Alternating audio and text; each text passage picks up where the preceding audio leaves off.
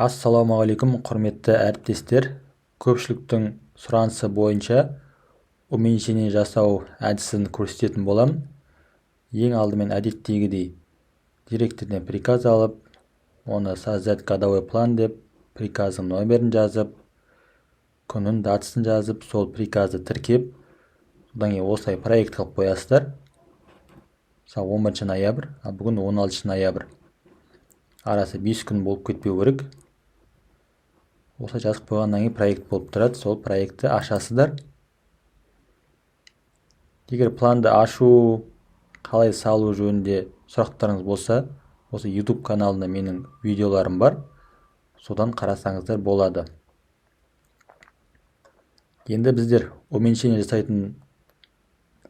жасамас бұрын ең алдымен осы договорлардың действиет болған договорларды қарап шығамыз. Мына жерден посмотреть договор деп қарап, ішінде келген акттердің бәрін есептейміз. Негізі информация об оплате кірген кезде келген акттың бәрі шығып тұрады. Және де платежиге кіріп төлеген ақшаларыңызды есептейсіздер. Утвержденный акт пен платежи екеуі бірге болу керек суммасы. 1 теңге немесе 1 тиын разница болса да, ертең доп соглашение дұрыс шықпайды. Ең бірінші доп соглашение жасамас бұрын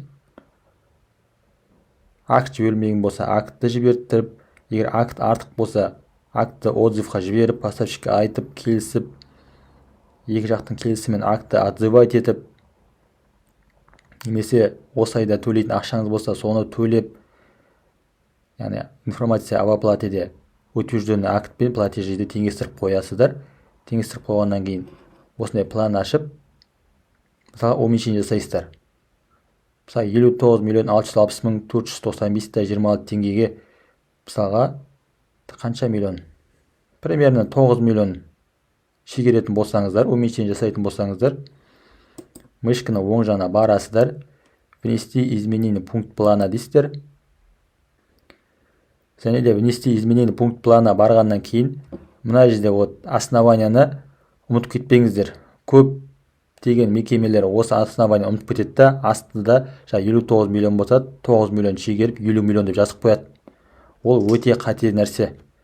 Осы жердегі основанияны дұрыс таңдаңыздар. Қай нәрсені де асықпай, жете өлшеп істеген жөн. 51.